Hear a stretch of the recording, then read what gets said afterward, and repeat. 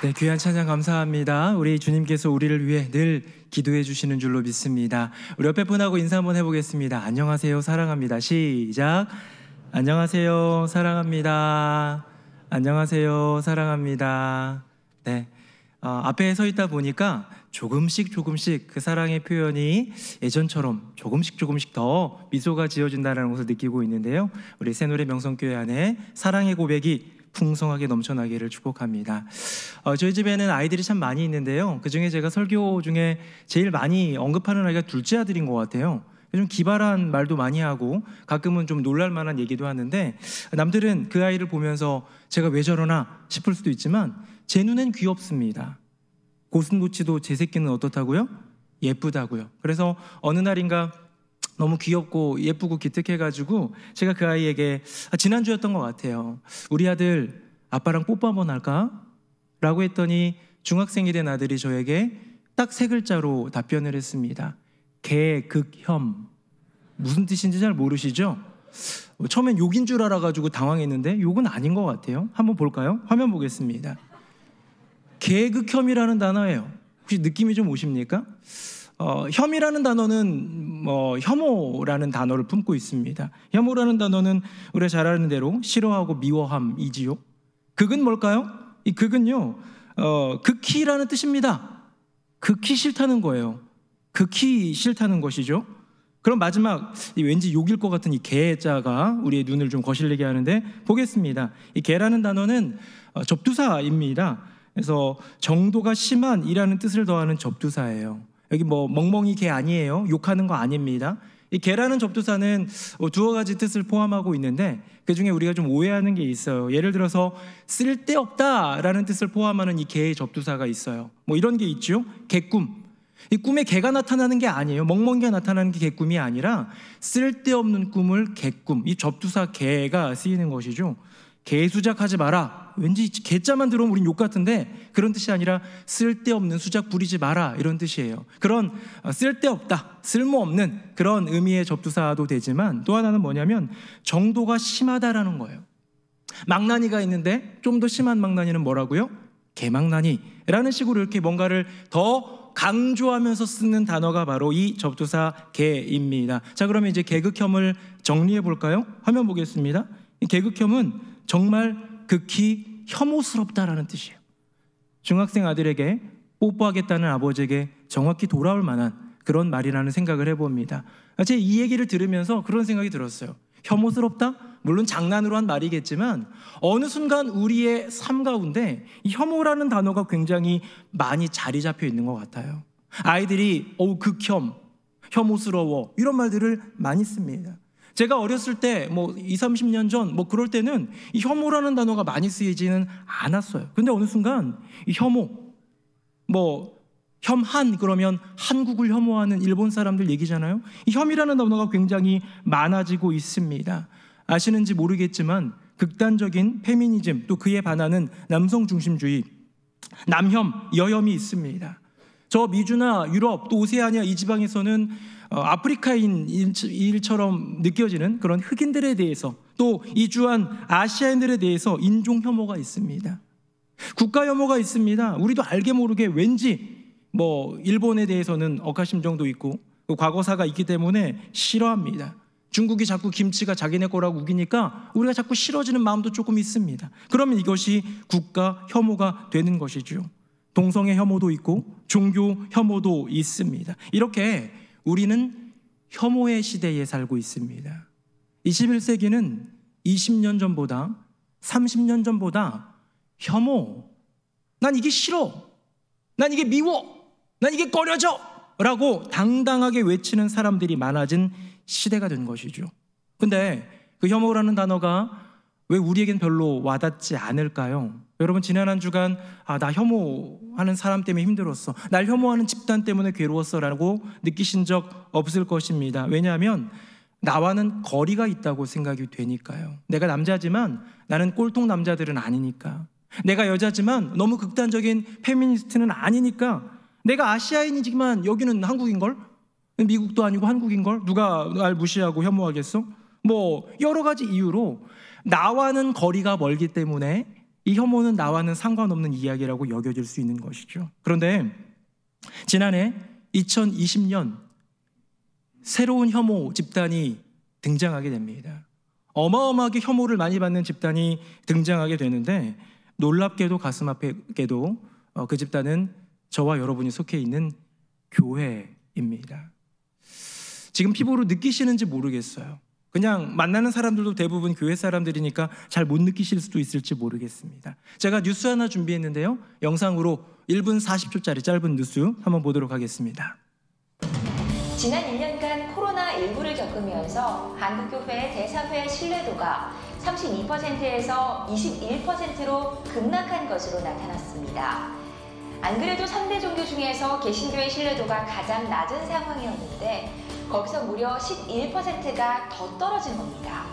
목회 데이터 연구소가 지난 1월 실시한 코로나19 정부 방역 조치에 대한 일반 국민 평가 조사 결과 한국교회를 신뢰하는가를 묻는 질문에 응답자의 21%만이 한국교회를 신뢰한다고 답했습니다.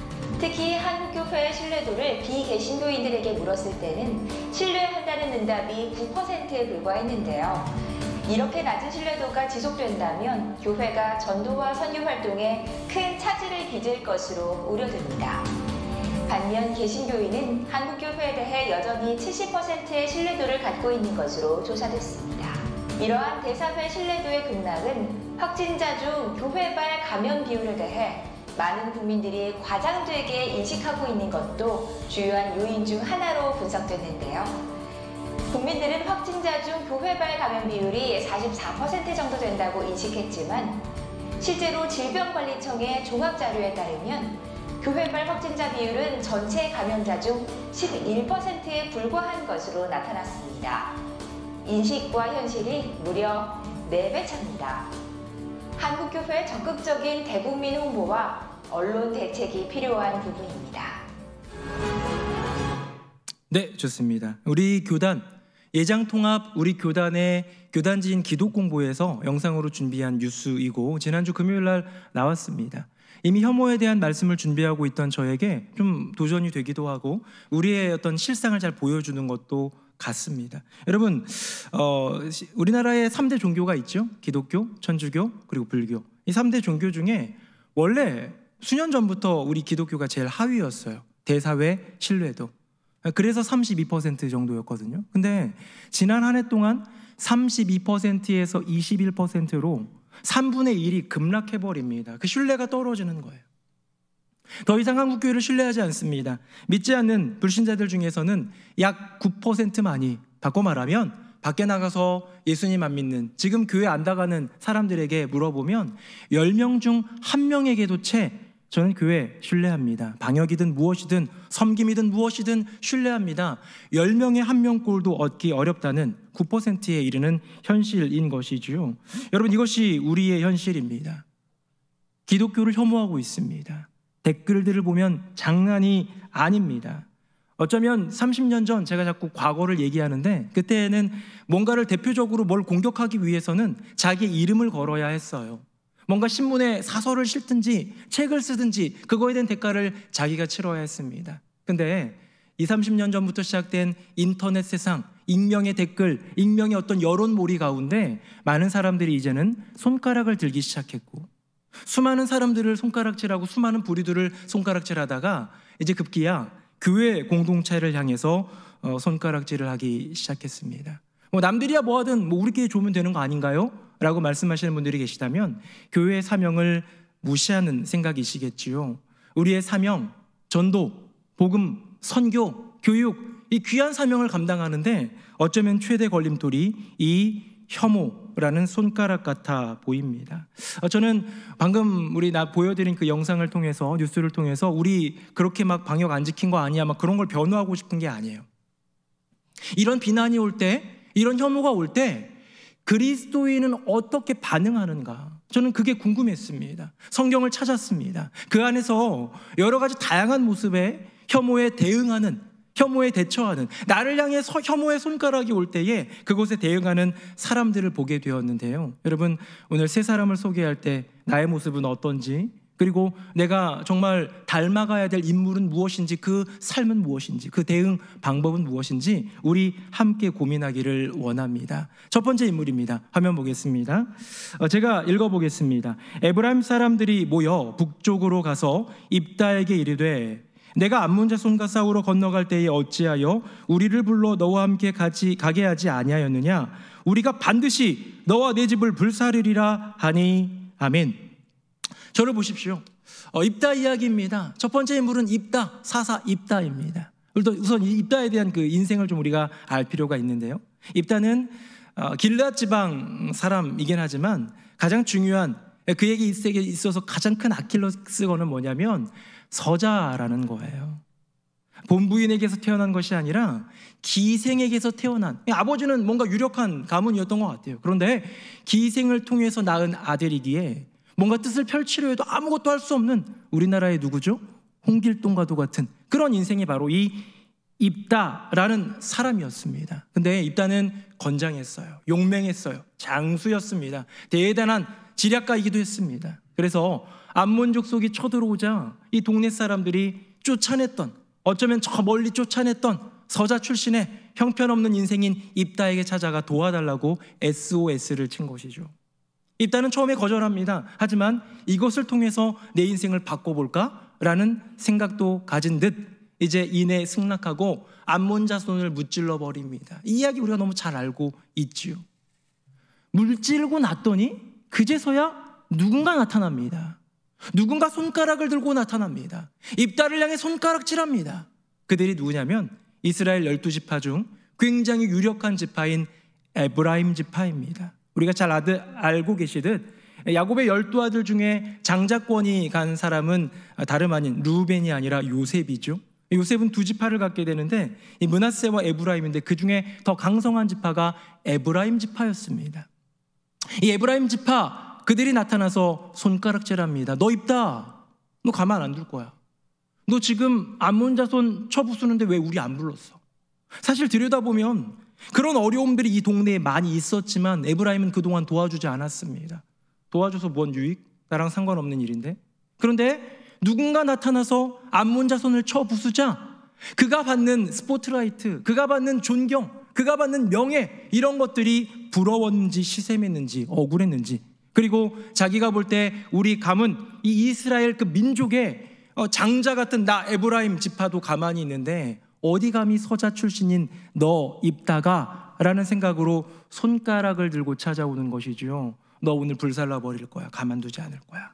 자, 이제 입다가 어떻게 반응할까요? 첫 번째 반응이죠. 혐오에 대한 첫 번째 인물의 반응, 화면 보겠습니다. 제가 4절 읽고요, 우리 6절은 같이 읽어보겠습니다. 입다가 길르앗 사람을 다 모으고 에브라임과 싸웠으며 길르앗 사람들이 에브라임을 쳐서 무찔렀으니 이는 에브라임의 말이 너희 길르앗 사람은 본래 에브라임에서 도망한 자로서 에브라임과 므낫세 중에 있다 하였음이라. 그때에 에브라임 사람의 죽은 자가 42,000명이었더라. 아멘. 자, 입다의 마음을 확 마음 상하게 한 게 뭐예요? 야, 니네 길르앗 애들, 그 중에서도 너 입다, 너 우리 에브라임, 므낫세 요중에 있던 그런 비류였잖아. 희정 잡배였잖아. 별것 아닌 인생이었잖아. 출신 성분 천하잖아. 너 감히 우리를 제끼고 너 혼자 영광을 얻어? 라고 하면서 손가락을 들 때에 그게 이 마음 가운데 찔렸습니다. 상처가 됐습니다. 입다는 평생 동안 억울해왔던 그것 하나, 내 어머니가 기생이라는 이유로, 내 어머니가 본부인이라는 이유로, 본부인이 아니라는 이유로 억울하게 당해왔던 그것이 확 올라옵니다. 그래서 어떻게 합니까?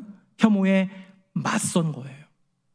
여러분, 입다는 혐오에 맞서서 에브라임 지파를 다 물리쳐 버렸습니다. 자그마치 결과를 보니까 에브라임 지파가 죽은 자가 몇 명이나 돼요? 42,000명이나 되었더라. 수많은 병사들이, 수많은 지파. 여러분, 이 에브라임 지파는 입다에게 있어서 어떤 사람들입니까? 동족이잖아요. 이 동족 상잔의 비극을 맞이하고 있는 것 아니겠습니까? 저는 언뜻 그런 생각이 들었습니다.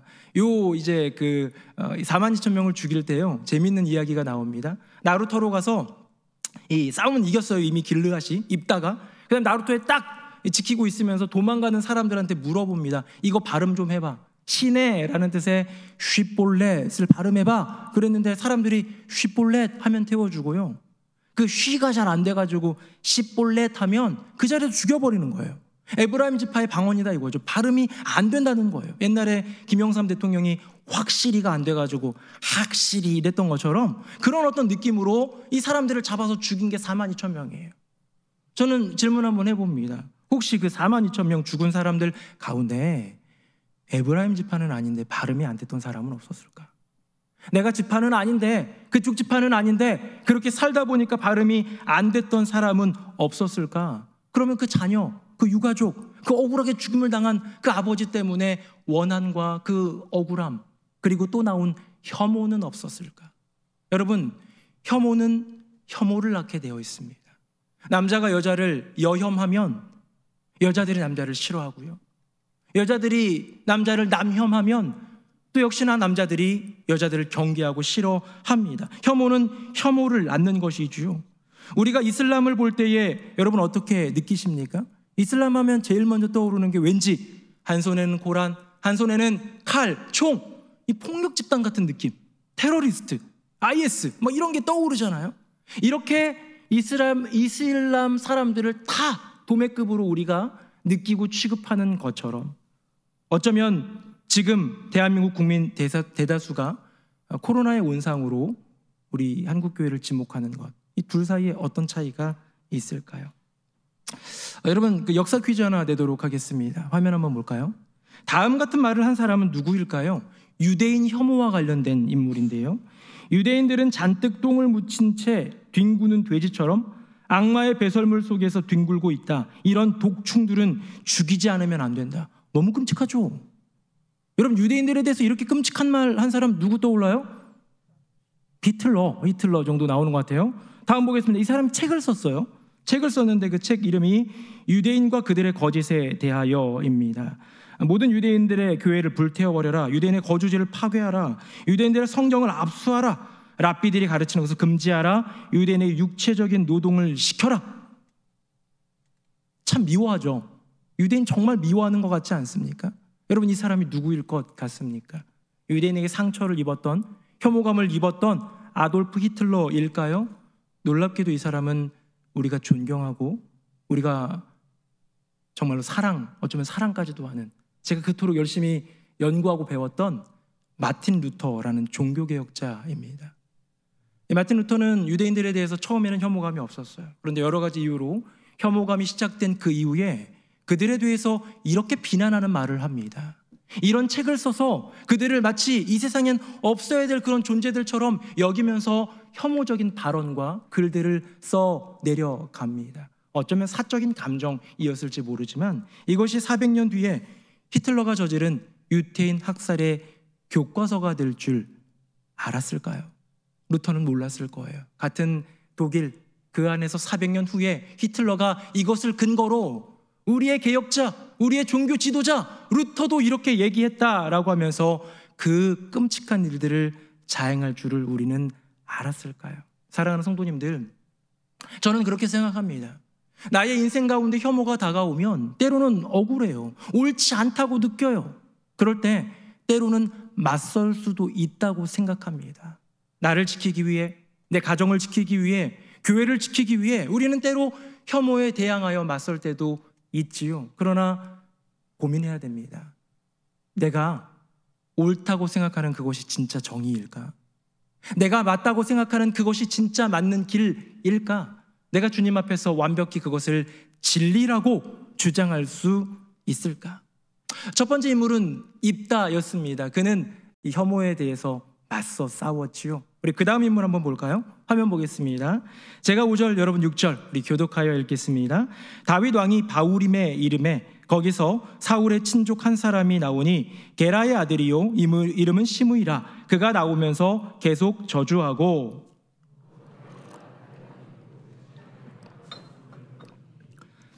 시므이가 저주하는 가운데 이와 같이 말하니라. 피를 흘린 자여, 사악한 자여, 가거라 가거라. 사울의 족속의 모든 피를 여호와께서 내게로 돌리셨도다. 보라, 너는 피를 흘린 자이므로 화를 자초하였느니라 하는지라. 아멘. 여러분, 다윗이라는 인물이 두 번째 인물인데요. 다윗은 왕입니다. 이 상황은 어느 상황이냐? 이제 왕도 되었고 주변 나라 다 정복했고 이제 모든 것 가운데 평안한 그때에 아들 압살롬이 쿠데타를 일으켜서 자기를 왕위에서 몰아내고 이 아들 압살롬이 군대를 이끌고 완전히 그 왕궁을 장악한 뒤 이제 도망가는 신세가 된 아버지 다윗의 모습입니다. 처참하지요. 괴롭지요. 인생 가운데 이렇게 비굴하고 정말 억울할 수 있을까 싶은데 그렇게 몇몇 부하들과 몇몇 백성들과 함께 도망가고 있는데 이 사울 친족 가문 가운데에 한 사람이 와가지고 욕합니다. 저주합니다. 돌을 던집니다. 피를 흘린 자요, 사악한 자요, 가거라 가거라. 자, 우리 한글 성경이니까 가거라 가거라지 뭐 조금 속된 말로 얘기하면 거저 이 새끼야 뭐 이러면서 막 돌 던지지 않았겠습니까? 그런 비난들이 계속해서 이어지며 아주 궁극적으로 이렇게 얘기합니다. 너는 피 흘린 자이므로 화를 자초하였느니라. 어쩌면 왕의 입장에서 볼 땐 아무것도 아닌 그 인생, 저 구석탱이에 처박혀 있던 시므이라는 사람이 돌을 던지고 침을 뱉고 손가락질하며 조롱하며 저주하며 혐오할 때에 왕이 저 녀석 잡아 라고 얘기하면 끝이에요. 실제로 그 옆에 있던 아비새라는 군대 장관 중에 한 명이 얘기합니다. 저런 개 같은 녀석을 제가 가만두지 않겠습니다. 단칼에 베어버리고 오겠습니다 라고 옆에서 얘기합니다. 자, 혐오가 왔습니다. 어쩌면 억울한 혐오일 수도 있고 불쾌한 혐오일 수도 있는데 두 번째 인물 다윗은 어떻게 고백할까요? 화면 보겠습니다. 제가 10절, 여러분들이 11절, 12절은 같이 읽어봅시다. 왕이 이르되 그가 저주하는 것은 여호와께서 그에게 다윗을 저주하라 하심이니 내가 어찌 그리하였느냐 할 자가 누구겠느냐 하고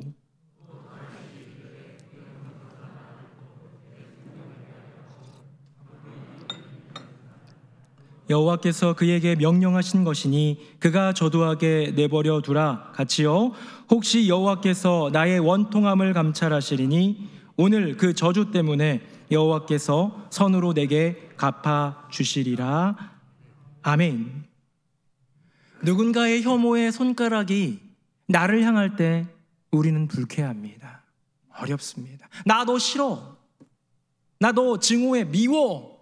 나는 너의 행동을 혐오해. 너의 삶을 혐오해 라고 손가락질을 할 때에 우리는 바로 이렇게 반응할 수 있죠. 너는 잘났냐? 너는 내게 이렇게 했는데 너는 그토록 괜찮은 사람이냐? 하면서 나도 손가락을 들 수가 있어요. 나를 향한 손가락에 맞서기 위해 나도 똑같이 손가락을 들 수가 있습니다. 입단은 내가 가지고 있던 손가락이 더 컸어요. 강력했어요. 정의로웠어요.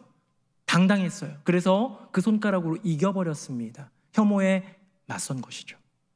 다윗은 달랐어요. 다윗도 억울했고 어쩌면 그 시므이와 비교할 수 없는 커다란 손가락을 갖고 있는 권력이 있는 인생이었지만 그는 혐오의 손가락 속에서 혹시 그 안에 하나님의 손가락이 있지는 않을까? 하나님의 뜻을 구하는 인생이었습니다. 저는 이것을 볼 때 다윗은 혐오를 받아들인 사람이었구나. 혐오가 내게 올 때 맞서기는 너무 쉬운데 그 혐오를 받아들이며 혐오 속에 담겨있는 아버지의 뜻을 분별한다? 이거 얼마나 어려운 일입니까? 옆에서 장수가 한 칼에 베버릴게요 라고 얘기했는데 그래 하면 끝이잖아요. 내 손에 피 안 묻혀도 돼요. 너무 당연한 일이니까 어찌 감히 왕에게 저런 저주를, 저런 혐오를. 그런데 다윗은 그 상황 속에서도 하나님의 뜻을 분별하고자 애썼습니다. 자성적인 받아들임인 것이죠. 우리 교회 이제 온라인 시대에 맞춰서 우리도 유튜브로 영상을 제공하고 있습니다. 지금 우리 오늘 본당에 많은 분들이 또 부속실에도 지금 앉아 계세요. 2부 예배에는 앉아 계신데 이렇게 오신 분들도 계시지만 또 영상을 통해서 시청하시는 분들이 있지요. 유튜브에 보면 조회수라는 게 있습니다. 몇백 명이 받고 몇천 명이 받고 2부 예배를 올리면 막 2,000명 넘어서도 조회수가 되고요. 3부 예배를 올리면 뭐 한 400-500명 정도 뭐 이렇게 올라가고 합니다. 조회수 말고 또 하나 볼 수 있는 수치가 하나 있는데요. 그게 뭐냐면 좋아요와 싫어요예요. 혹시 보셨습니까? 우리는 대체적으로 관심 없잖아요. 그렇죠? 좋아요, 뭐 은혜가 됐거나 뭐 좋았다 아니면 상관없이 예배 시작하기 전부터 의리로 난 새 노래 무조건 좋아 하면서 좋아요 누르는 사람도 있겠는데 꼭 보면 한 명이 싫어요를 눌러요. 싫어요. 아, 오늘 은혜가 안 됐어. 이거를 좀 분별하고, 오늘 목사님 말씀이 좀 영 아닌데? 라고 해가지고 분별하는 거라면 어떨 땐 뭐 이렇게 뭐 두세 개도 나오고 막 이래야 되는데 늘 한 명이에요. 늘 한 명. 한 명 이렇게 하는 걸 볼 때 그런 생각을 합니다. 아, 이분은 왜 싫어요를 누를까? 라고 생각을 해요. 누군가가 저에게 얘기했어요. 목사님, 저 그 싫어요 한 명 쓰는 사람 보기 싫어요. 그거 좀 닫아주면 안 돼요? 사실 닫을 수가 있습니다. 좋아요, 싫어요는 누르게 하되 몇 명이 좋아요, 싫어했는지는 안 보이게 할 수도 있어요. 그래서 저는 그 싫어요를 보면서 마음속에 새깁니다. 아, 새노래 명성교회 건강하게 주님 빛나시는 교회로 선교와 교육의 사명을 이루기 위해 한 걸음 한 걸음 서로 사랑하는 공동체가 되기 위해 노력하지만 그래도 이 교회를 싫어하는 사람이 있을 수 있겠구나.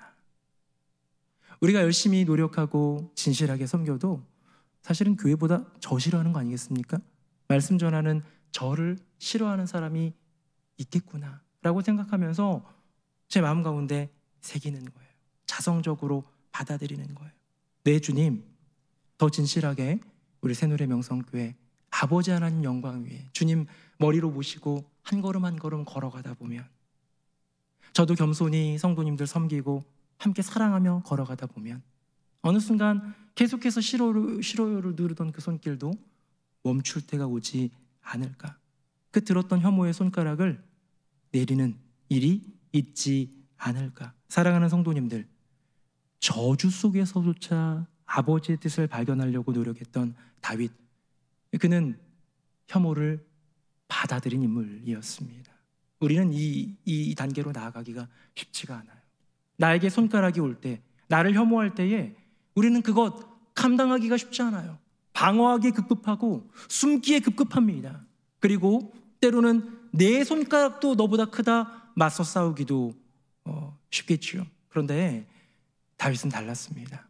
다윗은 그 손가락이 올 때 이 손가락 안에 담겨있는 아버지 하나님의 손길은 없을까?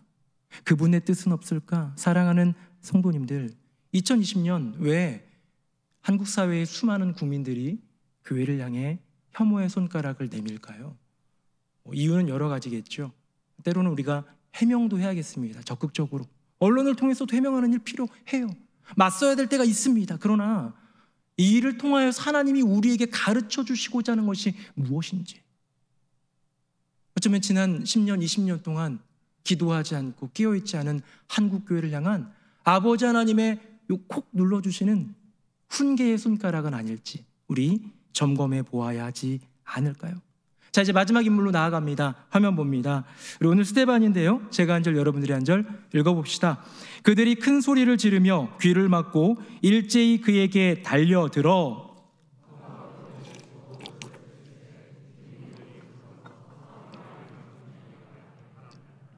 그들이 돌로 스데반을 치니 스데반이 부르짖어 이르되 주 예수여 내 영혼을 받으시옵소서 하고 무릎을 꿇고 크게 불러 이르되 주여 이 죄를 그에게 돌리지 마옵소서. 이 말을 하고 자니라. 아멘. 너무 잘 아는 이야기지요. 스데반이 주님의 복음을 길게 7장, 사도행전 7장 내내 전했는데 이 앞선 구절들의 표현을 보면 그것을 듣던 유대인들, 유대주의자들, 율법학자들, 제사장들, 종교 기득권자들이 이를 갈았다라고 표현해요. 이를 부두두둑 가는 거예요. 듣고 있을 수 없는 거죠. 안에 분노가, 안에 증오가 치밀어 오른 다음에 스데반이 말을 마쳤을 때에 방금 나온 장면처럼 한번 보십시오. 57절에 보니까 큰 소리를 지르며 귀를 막고 듣기 싫다는 거예요. 닥치라는 거예요. 일제히 그에게 달려들어 그를 성 밖으로 내치고 돌로 쳐 그를 죽여버립니다. 어쩌면 에브라임 지파가 입다에게 보여줬던 혐오보다, 어쩌면 시므의 한 사람이 왕 다윗에게 보여주었던 혐오보다 더 큰 혐오, 군중의 혐오, 종교 기득권자의 혐오, 집단의 혐오가 한 사람에게 향하고 있는 이 무서운 상황 아니겠습니까? 그렇죠? 그 혐오가 다가올 때 스데반은 주님께 영혼을 맡긴 이후에 고백합니다. 주여, 이 죄를 그들에게 돌리지 마옵소서. 입다라는 인물이 혐오에 맞섰다면, 다윗이라는 인물이 그 혐오를 받아들였다면, 스데반이라는 인물은 그 혐오를 넘어선 사람입니다. 이제 말씀 맺겠습니다. 여러분, 다윗과 스데반, 뭐 입단은 조금 우리도 좀 어느 정도 비슷하다고 친다면, 다윗과 스데반, 우리 교회학교 아이들에게 물어볼까요?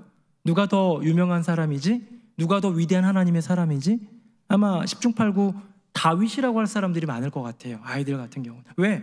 분량도 어마어마하게 많고 하나님의 마음이 합한 자 아브라함과 다윗의 자손 예수 그리스도의 세계라 뭐 등등등등, 다윗이 굉장히 중요한 인물이잖아요. 근데 오늘 보니까 왠지 다윗보다 스데반이 더 성숙해 보입니다. 적어도 혐오를 대응하는 입장에 있어서만큼은 다윗도 훌륭하긴 하지만요. 저는 물어봤습니다. 둘 사이의 차이점은 무엇일까? 왜 스데반은 다윗보다 더 나아가서 저 3단계, 우리는 감히 생각조차 못하는 사랑으로 승화시키는, 혐오를 넘는 그 사랑을 할 수 있었을까? 제가 말씀을 준비하면서 스스로에게 묻고 연구하다가 저는 이런 결론 내렸어요. 예수님이 먼저 보여주셨으니까. 화면 보고 우리 마지막 구절 같이 읽겠습니다. 시작. 이에 예수께서 이르시되 아버지 저들을 사하여 주옵소서, 자기들이 하는 것을 알지 못함이니이다 하시더라. 아멘. 사랑하는 성도님들, 예수님은 혐오를 넘어서 사랑에 이르는 그 일을 하신 최고봉의 분이십니다. 여러분, 십자가는 혐오의 극단적인 상징이었던 것 아시죠? 정치범, 거대한 살인마, 어마어마하게 잘못한 사람에게 주어지는 극악의 형벌, 십자가. 유대인들은 나무 위에 사람이 달리는 것은 저주로 여겼기 때문에 십자가는 저주의 상징이고 극악무도한 사람들이 감당하는 그런 혐오의 상징이었습니다. 보기도 싫은, 아이를 데리고 가다가 골고다에 십자가가 있으면 눈을 가리는, 저런 건 보지 마 라고 한 그런 상징이 바로 십자가였는데, 2000년이 지난 지금 십자가는 사랑의 가장 아름다운 상징이 되지 않았습니까? 혐오, 사랑하는 성도님들, 옳지 않다면 때로는 맞설 때도 있습니다. 하나님의 뜻 안에서 자성적으로 때로 받아들여야 할 때도 있습니다. 하지만 스데반이 보여준, 예수님이 몸소 보여주신 혐오를 넘어 사랑으로 대응할 수 있는 인생이 될 때 사랑이신 예수 그리스도의 진짜 제자가 될 수 있지 않겠습니까? 2020년 힘드셨습니다. 억울하셨습니다. 그 혐오가 한국교회를 향한 그 비난이 참 힘들고 억울했습니다. 때로는 맞서기도 하시고요, 때로는 자성적으로 받아들이고 깨달으시고요, 마지막으로 그 모든 것을 통하여 사랑으로 되갚을 수 있는 저와 여러분 되기를 예수님의 이름으로 축복합니다. 아멘. 우리 함께 찬양하겠습니다.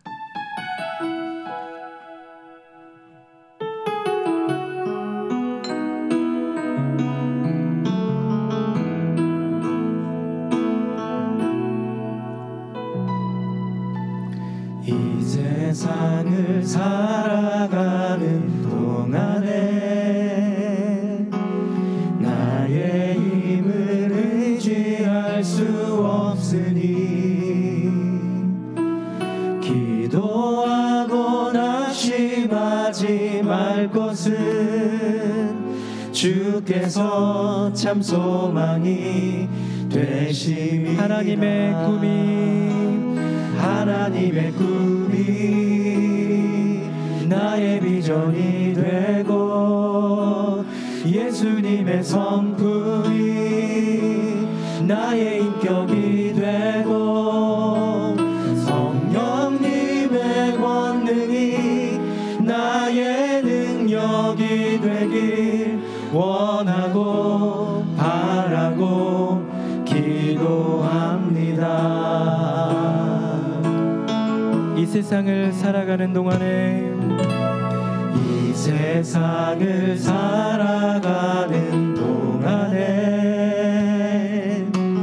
나의 힘을 의지할 수 없으니 기도하고 낙심하지 말 것은 주께서 참 소망이 되시리라. 다시 한번 고백합니다. 주의 길을 걸어가는 동안에 주의 길을 걸어가는 동안에 세상의 것 의지할 수 없으니 감사하고 낙심하지 말 것은 주께서 참 기쁨이 되시리라. 아멘. 하나님의 꿈이 나의 비전이 되고 예수님의 성품이 나의 인격이 되고 성령님의 권능이 나의 능력이 되길 원하고 바라고 기도합니다. 하나님의 꿈이 나의 비전이 되고 예수님의 성품이 나의 인격이 되고 성령님의 권능이 나의 능력이 되길 원하고 바라고. 우리 마지막으로 한 번만 더 고백합니다. 하나님의 꿈이 나의 비전이 되고 예수님의 성품이 나의 인격이 되고 성령님의 권능이 나의 능력이 되길 원하고 바라고 기도합니다. 사랑하는 성도님들, 우리는 혐오가 가득한 시대에 살고 있습니다. 서로가 서로를 혐오하고 미워하는 이 시대에 어느 순간 한국 교회인 우리를 향해 그 혐오의 그 손가락이 거세지고 있는데요. 우리는 어떻게 해야 할까요? 입다처럼 때론 맞서기도 해야겠지만 다윗처럼 하나님의 뜻을 분별케 도하시고 스데반처럼 예수님처럼 혐오를 넘어 사랑을 전할 수 있는 인생이 되게 하여 주시옵소서. 먼저 누군가를 혐오하지 않는 삶을 살게 하시고 나를 향한 혐오조차 사랑으로 대응하는 인생 되게 하여 주시옵소서. 우리 간절한 마음으로 다짐하며 은혜를 구하며 우리 함께 기도하도록 하겠습니다. 함께 기도하겠습니다. 살아계신 아버지 하나님, 우리 인생 가운데 뜻하지 않은 억울한 혐오가 그 손가락이 가득해진 것 같은 이 시대입니다. 혐오의 시대, 혐오가 가득한 이 시대에 때로는 이따처럼 맞서기도 해야겠지만 주님, 그 안에 담겨있는 아버지 뜻을 분별케 하여 주시고 스데반처럼 예수님처럼 그 혐오를 넘어 사랑을 전할 수 있는 인생이 되게 하여 주시옵소서. 한국교회가 너무나도 많이 무너졌습니다. 양쪽으로 무너진 것이 아니라 재정이 무너진 것이 아니라 주님, 그런 넘어짐, 그런 약해짐과 비교할 수 없이 대사회 신뢰가 무너지고 빛과 소금의 역할이 무너지고 사명의 앞날이 무너졌습니다. 주님, 이 혐오의 시대 속에서 우리가 먼저 누군가를 맞서 혐오하지 않게 하여 주시고 나를 향한 혐오조차 사랑으로 대응하는 인생 되도록 주여 은혜도 하여 주시옵소서. 아멘. 살아계신 아버지 하나님, 혐오의 시대를 살고 있는 우리들에게 어느 순간 한국교회인 우리를 향한 혐오의 손가락을 보게 됩니다. 억울합니다. 때로는 속상하고 때로는 감추고 싶고 부끄럽기도 합니다. 필요하다면 맞서기도 해야겠지만 이 안에 담겨있는 하나님의 손가락은 없는지 그 뜻을 분별케 하여 주시고 스데반처럼 예수님처럼 이 혐오를 넘어 사랑을 전함으로 다시 대한민국 이 땅 가운데 한국교회가 회복되는 은혜를 더하여 주시옵소서.